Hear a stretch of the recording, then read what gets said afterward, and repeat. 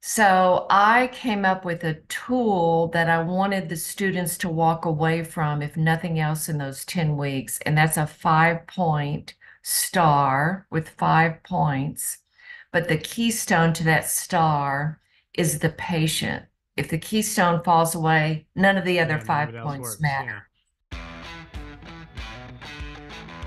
Hello, welcome to the Better Outcomes Show, where we explore the possibilities of a new healthcare.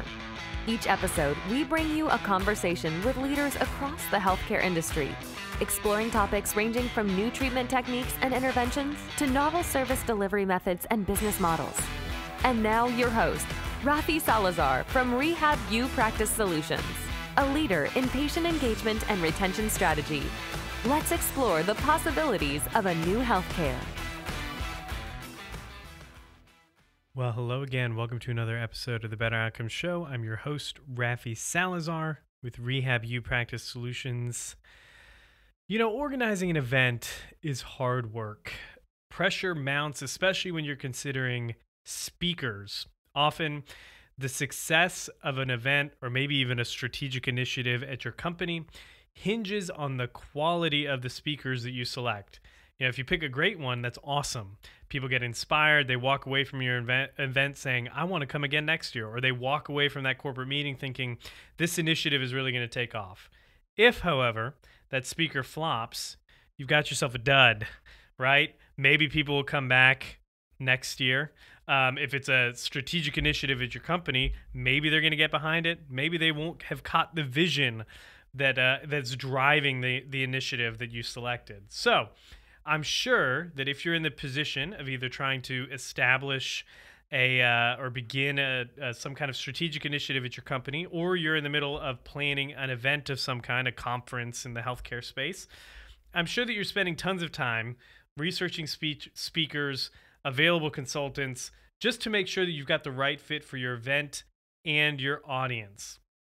If that is the case, check out our new website up here at speaking.rafisalazar.com if you're looking to receive the tools and insights necessary to help you and your audience or your organization humanize healthcare, whether it be through innovation, talking about healthcare technology and the ways that we can humanize the healthcare experience, or with healthcare leadership and service delivery. Check out the website, speaking.rafisalazar.com. It'll give you all the information that you need to know, what to expect, some of the topics that we discuss, a little bit about my book. Who knows, there's maybe even a couple video clips of me talking about some of the topics that I consider just the most engaging to talk about when it comes to healthcare. The power of purpose, building relationships, technology-enabled care, marketing and business development within the healthcare space, doing telehealth right, all of those topics and many more.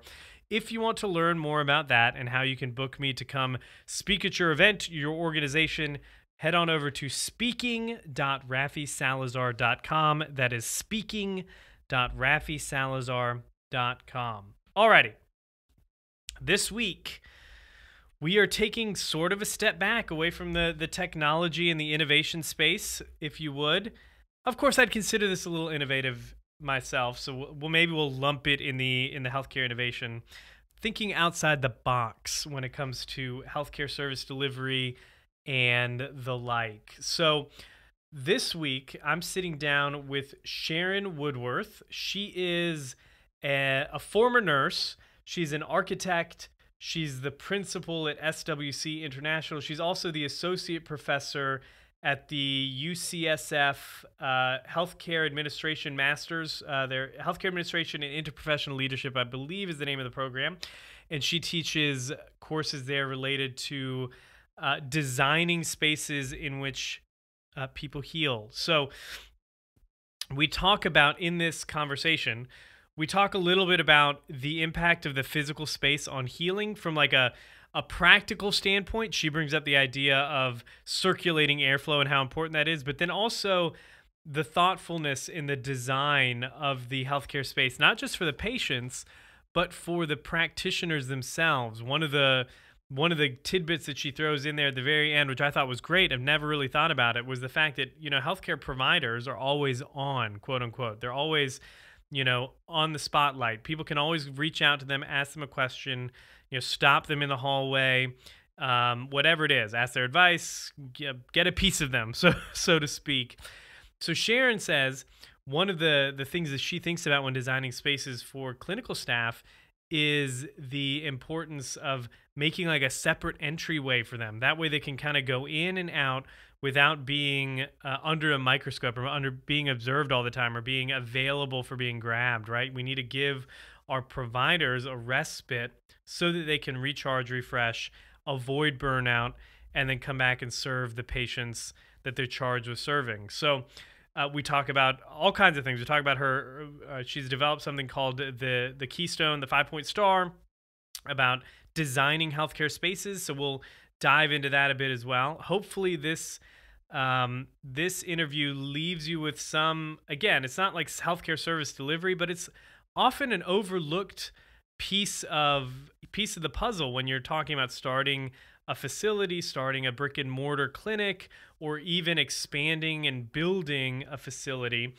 Some things that we just don't often think about. As clinicians, we might prioritize certain things. We don't think about, for example, airflow, sunlight, traffic, all of those types of things. So Sharon is kind enough to walk us through it and how she would set up kind of the outline or the kind of a rough design of a clinic facility, which I think is really insightful. So again, hopefully you pull some tidbits from this. And without further ado, here is Sharon E. Woodworth talking about designing healthcare spaces or designing spaces that heal. Well, hey, Sharon, welcome to the show. How are you? I'm good. Thank you, Rafi. I'm so happy to be here. I'm excited to have you on. I'm looking forward to diving into the whole topic of architecture and environment and what that does for healing and the healthcare process. But before we do that, can you tell us a little bit about yourself and what brought you to becoming an architect? And then we'll kind of dive in from there. Well, let's see. As a little girl, I was a patient in a hospital. And I think, like many people, they grow up with what they're familiar with. And so, guess what I grew up to be? I grew up to be a nurse. Okay. And about midway through that career, I ended up studying sculpture under a woman named Melinda Hunt. She was the Yale sculpture instructor for Maya Lin, and she taught the concept of the scars upon the earth. And interestingly, she told me I should be an architect. So either she thought I wasn't very good at sculpture or she thought I'd be good at architecture. But I still treasure her advice and I followed her lead. Yeah. So I guess what made you, were you just studying sculpture on the side as a nurse, or were you kind of exploring, I'm going to maybe explore something else to do, or how did that come to fruition? That's a good question, Rafi. I felt like as a nurse, I had replayed all the kindness that had been done to me. I mean, I literally worked with the surgeon and several of the nurses who had taken care of me as a child. So I truly came full circle and felt fulfilled and was just seeking something different. Interesting. So tried sculpture, decided that wasn't for you, moved into architecture. Once you became an architect, what made you focus on like the area of healthcare for you to be your area of focus? Was it just natural because you were a nurse, or was there something in particular that kind of drew you into, designing spaces for people to heal in? Well, the joke is, I was born in a hospital, I worked in a hospital, and I thought I would never enter a hospital again when I studied architecture. Yeah. But now that I'm a healthcare architect, I'll probably, when I die, whether I go to heaven or hell, it'll be in a hospital. No, initially I didn't. Again, I thought I'd never enter a hospital again. But as an intern in architecture, I was at a construction site for a bank, and there was all this agony about the staff toilet not being in the right location. And I didn't really care about the staff toilet at the bank. I mean, how many of us stay so long at the bank that we're worried about where the restroom is. My next project, again, quite fortunately, as an intern, was to create a brand new medical campus in Corpus Christi. And after one of the initial meetings, the architect who was mentoring me said on the side, "Oh, that emergency department nurse doesn't know what she's talking about." And I was offended by that. She may not have known architecture, but she certainly knew her emergency department, and the questions she were asking were valid. So I immediately changed gears, and ever since I've been dedicated to just designing healthcare environments. Yeah, yeah, which is what we're going to talk about here. So designing the space, really the space where people will come to be served, to treated, to be healed in a lot of senses. So, one of the things you had mentioned, and I heard you say this a while back, was that the setting in healthcare is one of the aspects to healing. So let's dive into that a little bit. What do you mean by that? What are the implications? Like, how important is the space when it comes to somebody's, getting better, getting healed? You know, Rafi, the typical response is the setting is healing if there's natural light. Uh-huh. And I think we can all relate to that. And yes, that's true. But where I'm coming from as a healthcare architect, it has to do more than just bring in natural light, which is a challenge in a healthcare setting. So think about a bad building. Bad buildings are unhealthy. And often that unhealthiness is air. I mean, if COVID taught us nothing else, even for laymen, we now recognize that the movement and fresh air is of value and importance for our health. Um, I think it's interesting that Florence Nightingale, people think of her as the first nurse. Florence Nightingale was never a nurse. She was a mathematician, and what she brought to healthcare architecture was the mechanical engineering and the airflow. She literally designed a system where there were columns in the building, and there was a space around the column to pull fresh air in and then go out through the patient windows. Interesting. Never So, heard that. yeah. Okay. Well, so obviously then it's about the air moving, the natural light that's a piece of it. Um, what else are we talking here when we're designing a space for people to come and receive healthcare? Well, you might be leading me up to the quote that you've heard me say before, and that is, buildings don't heal people, Yes. people heal people. And what I mean by that is your listeners might relate to the Hippocratic Oath, do Mm-hmm. no harm. So, as a healthcare architect, we don't want the building to get in the way. A literal example might be if you've designed a room that meets code, that meets the client's program, that meets the client's budget, but if it's too crowded and people can't move around in their normal choreography to care for a patient, then then that clinician isn't able to help heal the patient. So the building cannot get in the way, do no harm. Ah, interesting. Yeah, yeah. And with that kind of leads us into this. You talk about the Keystone Star. Um, so this is like actually applying the principles of architecture as a component of healing. So I guess walk us through what are the five key points of that star, and then maybe we'll dive into each one of those in a little bit more detail. Okay, well, do you mind if I explain where the Keystone Star came from? Oh, yeah, sure. Give us the background. Okay. So, in addition to practicing architecture, I also have the luxury of teaching at UCSF in the medical Uh-huh. school. This is for physicians and any kind of clinical leader who wants to be an executive running a hospital. They're required to have a master's degree. And in that master's program, one of the classes is Healthcare Architecture 101. Now, think about this. Those students are not visual, they're not naturally creative, or they don't think of themselves as creative. And I only have 10 weeks Ooh. to teach them the basics of architecture.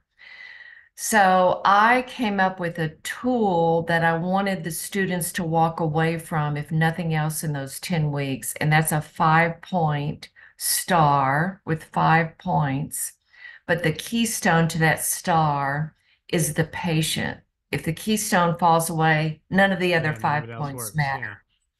And we say patient, but honestly, we should be talking more about a person. A patient implies someone is already ill.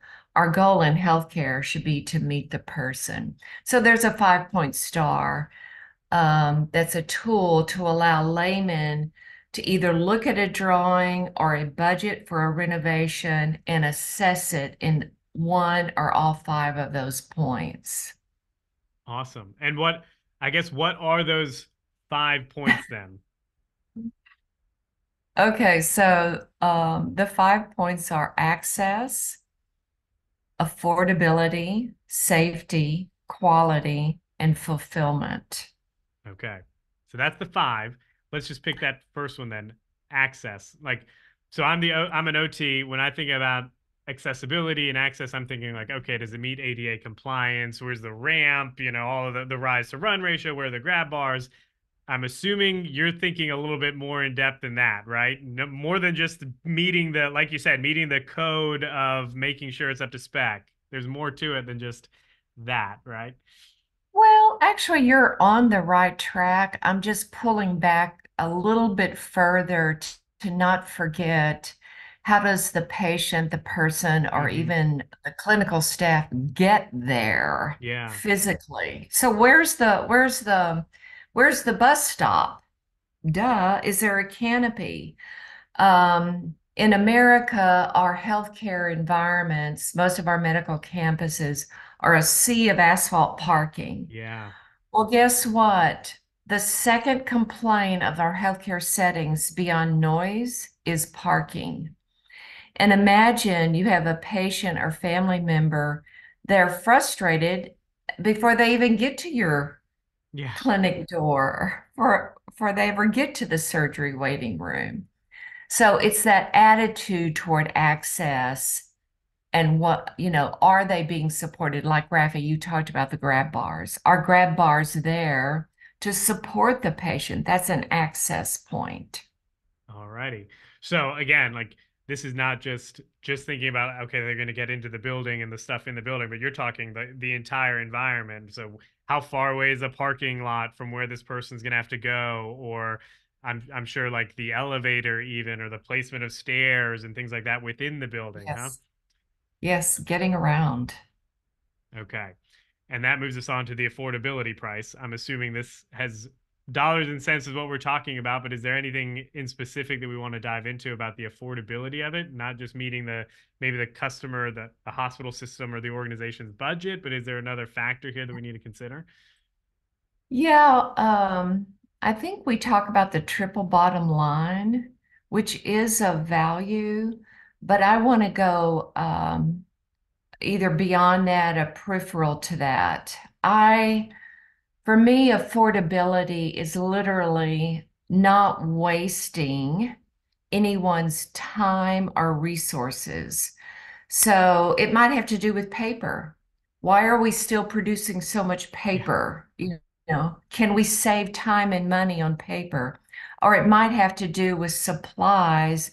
Can we get the supplies in and out more efficiently and not waste having supplies sitting and being unused? Or that waste, of course, we all think in terms of waiting is a waste, but there are also steps. If I can save a clinician's steps when I'm aligning rooms, I can save that clinician's time instead of hunting and gathering to be spent with the patient. So that's the waste that I'm talking about. Yeah.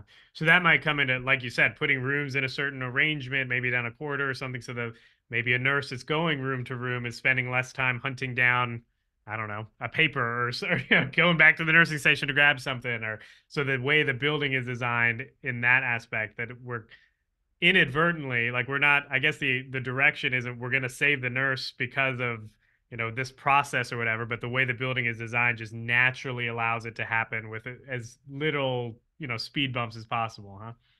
Yeah, efficient design, which some clients rightly acknowledge as saving them money, which is true, Yeah. but that's not the intent. That's the side effect. Uh-huh. Yeah.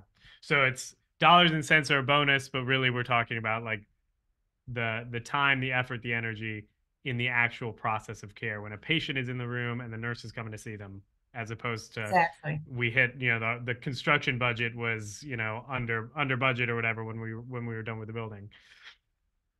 Sort of a long-term investment view of the building itself. Very much so. Yeah. Yes.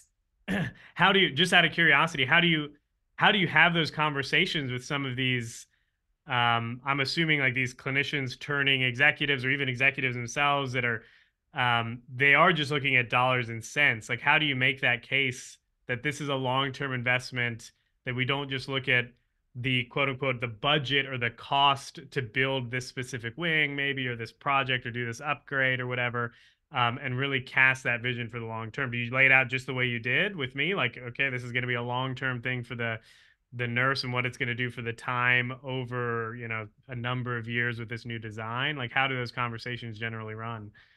To be frank with you, Rafi, our clients don't always have the luxury of long-term thinking. Uh-huh. They're stressed, resources are limited, and that short-term budget is important. Yeah. So, the most effective tool we have is two things. One is benchmarking other facilities that have been built. This is what we were able to achieve. Oh, Can you consider that? And that helps them not only think long term, but it also gives them data and resources to fight for a little more money in that budget. And the other tool is always lessons learned. We did it the way you're suggesting for X, Y, and Z, and here was the long-term expense on your maintenance and operating budget. It saved the client money, but they suffered in the long yeah. term. Yeah. So it, again, it helps to have that data so you can point to and be like, oh, either a case study, we did this for somebody else and it was great in the long term, or, these are the expenses. Because I don't think, especially you mentioned it, like, healthcare executives, healthcare is a very cash flow dependent business, and a lot of times they are like, okay, we need this project to come in at X number of dollars, and they're just looking at this quarter, this month, even. They're not really looking at 5 years down the line of doing this design and basically setting yourself up on this path of increased operational or maintenance expenses. So I like that. Okay, so access, affordability, safety. What are we talking about with safety here? Because I think there's a Well, few different ways that people, like, when people think safety, they're thinking, okay, the roof's not going to fall on somebody or whatever. But obviously, there's many facets to safety within healthcare, right? so obviously, for a healthcare architect, you want the building to meet code. But that's just minimum. If you're Yeah, meeting code, you're going to have a safe building. But it's more than just building a structure where the roof doesn't fall down or where there is no humidity causing the growth of mold, all of those construction elements. I want clinicians to look at a drawing and I want them to see the various rooms and I want them to visualize what's happening in that room that is safe or harmful. And one of the best examples is a medication room or a medication alcove. What's the lighting like in that room? Where is that room? Is there traffic going back and forth, distracting the person grabbing those drugs or making those drugs? So that's what I mean by safety. It might also be for some clients and some patient populations, Should we have manual patient lifts or should we invest in ceiling mounted Mhm. lifts if we're dealing with a lot of traumatic injury patients? Yeah. We want to take care of our staff. That's safety. Yeah. Yeah, I think that's something that's so overlooked, and I like that you brought that up, like the patient care aspect of it. I think when I was looking back at the research a while back, like a lot of healthcare related injuries that aren't like sharp sticks, the majority of them happen during transfers. We're moving a patient from here to there, and maybe they were lifting the patient because the lift was gone or something like that. It was down the hall, and they thought they were going to do that by themselves and got injured. But it does make a whole lot of sense. Taking the engineering cost and the installation cost to put like a ceiling lift that runs the length of the room might seem like, holy cow, it's a big upfront expense. But the added safety to the patients and to the providers themselves is huge. Not to mention, I'm sure, workman's compensation and things like that, that litigation that might happen because somebody gets injured, God forbid, in a situation like that where they're trying to make do. Exactly. Yeah, you referenced finding the lift. That's a safety issue. Yeah. Where is it? Yeah. Where do you And store it? it's a waste issue. Yeah. Oh, so they're all tying in together here. Waste They issue. do.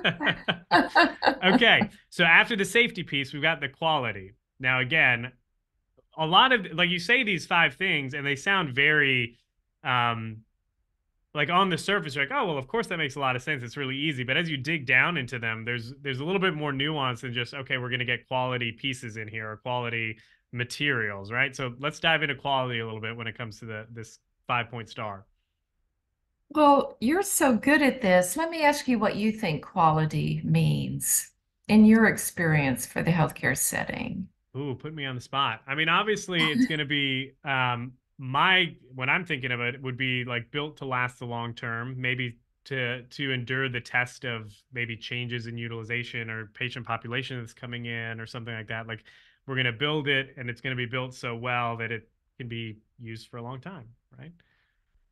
So, my initial thinking when it comes to quality in the healthcare environment, I admit that I would love for all of our healthcare settings to be aesthetically beautiful, high quality, the iPhone of Yes. hospitals. Woohoo! Wouldn't that be fabulous?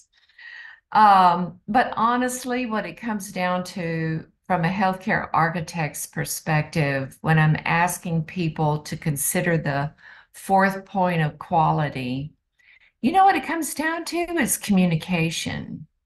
Hmm. And what I mean by that, I'll give you an architectural example. Visualize the last time you were seeing your physician for a visit. What was the choreography in that room?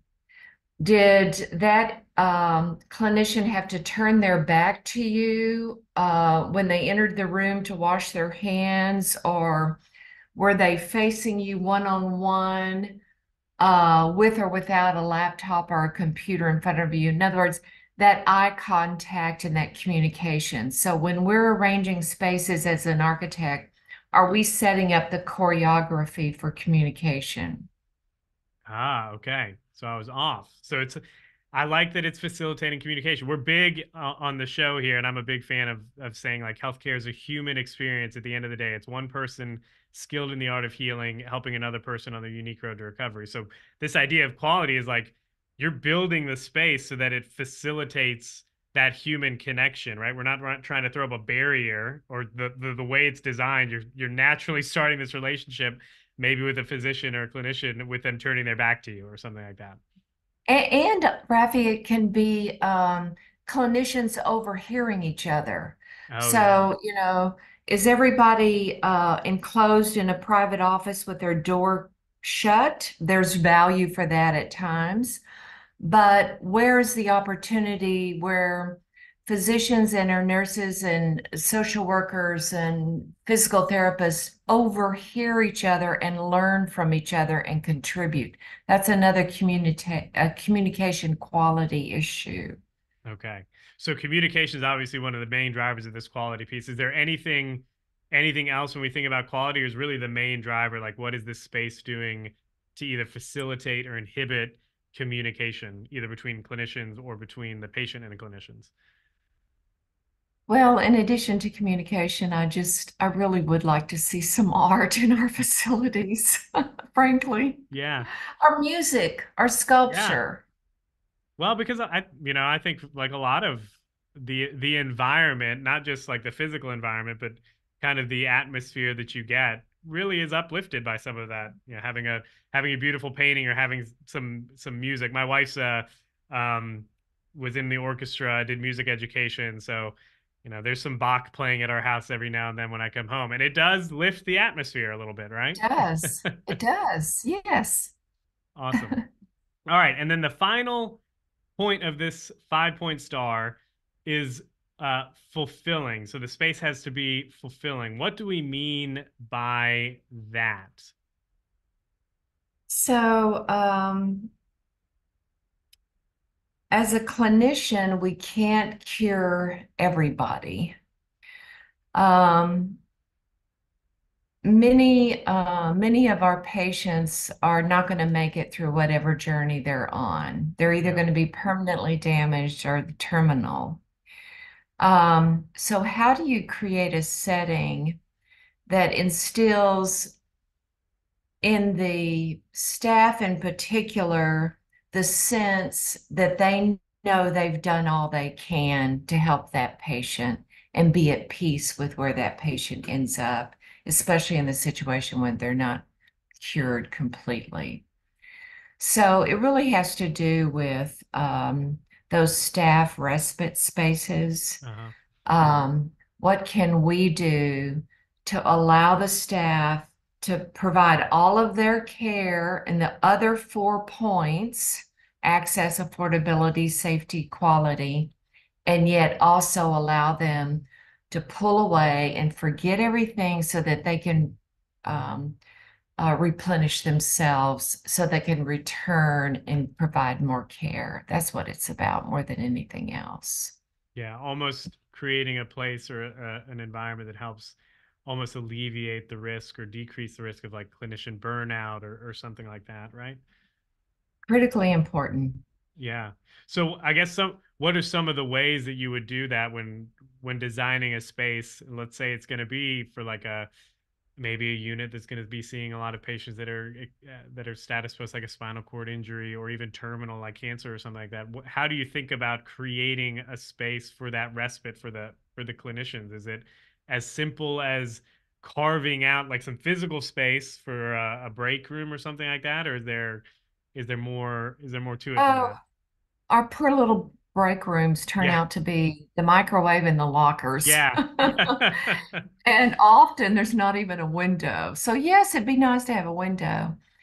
I think more than anything, it's important. There are two things that I would put as a priority for the staff respite, and that is locate that space so that it's a back door, so that they aren't seen coming and going, so that they don't feel guilty, frankly. So that's a truly a space of escape. So locate it so that it's a back door. And then once that space is created, why does it have to look like a hospital? Again, the lockers and the microwaves. Why can't it look like, I mean, this is going to sound kind of corny and very West Coast California, but pink, why can't it look like wherever the respite space is for Facebook? Where do their staff gather to get away? In that space, give the staff choice. They may all want to gang together at a bar and talk, or they may want to hide in a little pod or chair that covers them up and they can take a nap. Yeah. So give them an escape hatch, and then once they're there, let them have a choice of what activities are happening in the space. Yeah, I think I've never heard it that way, but now that you say it, it makes a whole lot of sense. This idea that clinicians especially in situations like that, in settings like that, where you're dealing with maybe terminal patients or patients that are very, very ill. It's almost like the clinicians are on. They're on the clock almost all the time, whether they're going to their car or they're coming in or they're walking around the facility. The idea of a backdoor entrance, like now that you mention it, is like, oh, sure, why doesn't everybody do it like that? Like it just makes a whole lot of sense. That's awesome. Cool deal. Um, okay, so we've kind of hit all five of those points. Um, and we've talked a little bit about how each of those points affects the healing process and healthcare in general. Um, I always end with this. Like if there's like, because it sounds like a lot that we've covered here. If there's like one or two main points you'd want a listener to walk away with from the episode as it pertains to healthcare architecture, designing spaces where people are going to be receiving and giving healthcare services, um, what would that point or those points be? Oh, thank you for that question. 2 points. One, I'll repeat what I said earlier. Buildings don't heal people, people heal people. So it's that whole concept of take care of your staff. If there are no clinicians, there Yeah, is no healthcare, period. And then the other point that I'd like listeners to remember, a hospital, clinic, or whatever, is 24/7 machine. Name another facility that's open 24/7. A church closes during the week, a school closes at night, shopping malls close in the weekends and are in the evenings or on holidays. Healthcare settings are always 24/7 and they're always a machine. It's not just the equipment, but it's that machine of thinking and yeah, the communication that we constantly need. It's the most important setting, I think, in our society. yeah. No, that is so true. Just the fact of it's almost like so I was driving down the road the other day with my son, and we've got a big factory, an industrial. We've got an industrial park right down the road from the clinic, and it was we were coming back from hunting in the evening, and my son said, "Dad, there's a lot of lights there. There are people there working." And I said, "Yeah, I mean, they keep the factories running every day, all day, even on Sundays." Um, and he paused for a second, and he was like, "Well, nobody else works all the time like that." And I said, "Actually, if we drive down the road a little bit farther, you're going to hit about three hospitals, and they're all the same way." So it is true. And like you said, they're always on. The people are always on. The system itself is always churning. There's always that communication. And I mean, you want to talk about a recipe for burnout, like that is one of them for sure. Yes, So, yes, definitely. well, Sharon, thanks so much for taking the time. I've definitely enjoyed this. This has been super, super interesting. If people want to find out more about you, maybe about the classes you're teaching or how to connect with some of your work, where can they do that? So LinkedIn is the easiest way. Okay. And I'm always open to email either at my architecture firm, Harley Ellis Devereaux, or at my faculty role, which is UCSF. Okay. And we'll go ahead and link to that all that in the show notes so people can connect with you and find you. So, Great. Sharon, Thank thanks you. so much. Yeah, you too. Have a nice afternoon. Well, I hope you enjoyed that conversation, talking about the 5 points in that star and just things, again, that we don't often think about when we're considering the space in which people will be delivering healthcare services, receiving healthcare services, especially like in the private healthcare arena. I'm an occupational therapist by trade. I own a physical therapy clinic. And I'll be honest, when it came time, we're kind of evaluating secondary locations and what we might want to do as far as expansion. Prior to this interview, what we what we were looking for, and this is probably the nature of being a small privately held clinic versus like a giant multinational corporation or even just a national corporation with a lot of deep pockets to have for capital expenditures. But part of like the order of operations when we were looking for the second location, the highest one was obviously it needed to be a space that met our needs from a space standpoint, right? It couldn't be too small, couldn't be, I mean, too large would have been all right, I guess. We didn't want to do a whole lot of knocking down walls and throwing up walls, because we were kind of we were bootstrapping this, right? So it's constrained by the financials. So the space size and the maybe it was a lease or maybe it was building, all of that needed to fit within a budget, and that kind of drives a lot of the undercurrent. And not even undercurrent, that like drives a lot of the decision making, right? If it needs to come, it needs to it needs to meet our needs, and it needs to come in under budget. But this other stuff wasn't even on the radar. Like the idea of having an escape hatch for providers wasn't even on the radar for me. The idea of, I mean, obviously you want your space to be accessible, you want it to be safe, but the detail at which Sharon goes into that, you know, it's changed the way that I look and evaluate spaces for sure. So hopefully you grabbed a little bit of insight from that too, and you're going to apply it if you run a clinic or own a clinic or you're looking at expanding and things like that. Some of those things to keep in mind when either those big capital expenditures come around and you're looking at upfitting the facility, the arrangement or the design or whatever, or just getting a new facility altogether. Maybe you're adding a secondary location or something. Anyways, that is all I've got on that topic. I like having a wide kind of palette of healthcare expertise on the show, because again, I feel like I could do the same thing and we could interview tech founders or we could interview clinicians doing cool things. But after a while, I like mixing it up a little bit. So if this is the type of episode that you like, or if you like just the variety, shoot me a note, info@rehabuppracticesolutions.com. Let me know what you think. Yes, no, maybe so, more of this, less of that, whatever it is. And I'll try to, we will try to please as many people as we can. I like the idea of, just because of probably my own ADD-ness, I like having just a variety. I like being able to talk to, we talked from Paul from Strata the other day. Now we're talking about healthcare, designing physical spaces. Next week, we're going to be talking about FDA regulations and literature reviews and how you build the case to become a FDA approved device and things like that, and then the EU equivalent as well.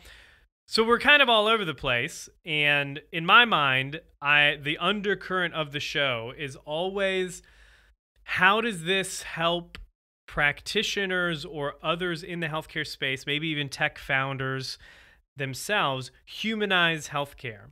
So obviously, with something like revenue cycle management, that might on the surface sound like, oh, well, that's just the businessy side of healthcare. But the reality is, profitable businesses have the ability and the leeway to do things that non-profitable businesses are not able to do, right? If you're able to manage your revenue cycle in a very effective way, then it allows you to spend more time with that patient. It allows you to do things that aren't quote unquote billable time or billable activities in order to maybe heighten or improve the patient experience of receiving healthcare.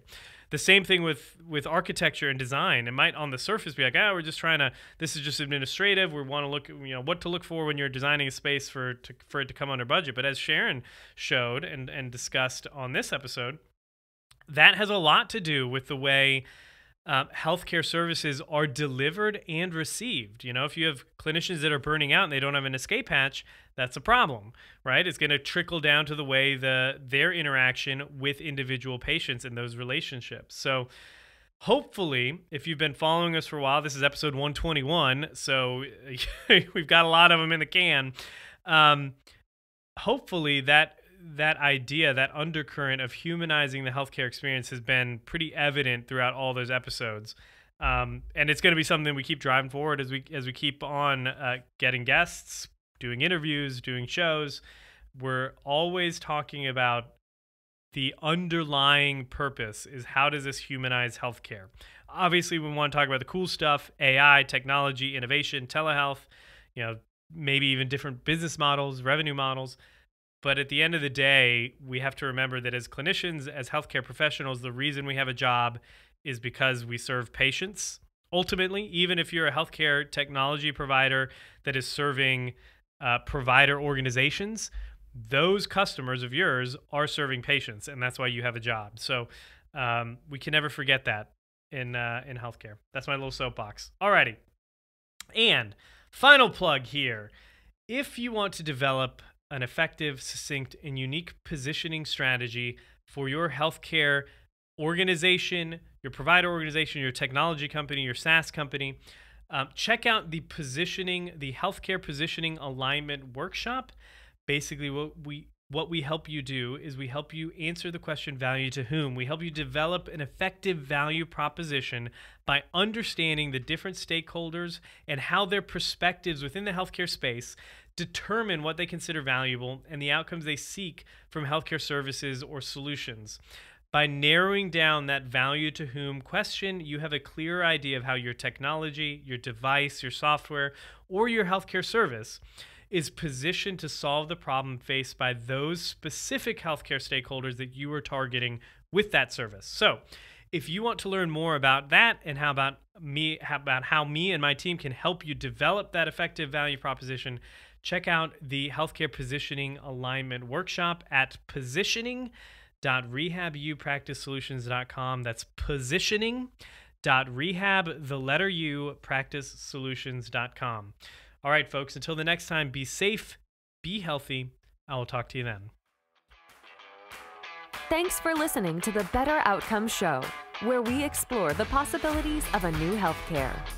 Our hope is that you walk away from each episode informed, equipped, and empowered to push the boundaries in your own practice or business.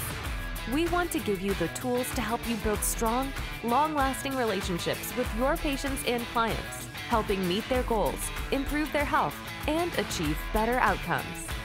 Learn more at www.rehabupracticesolutions.com. We'll catch you on the next episode.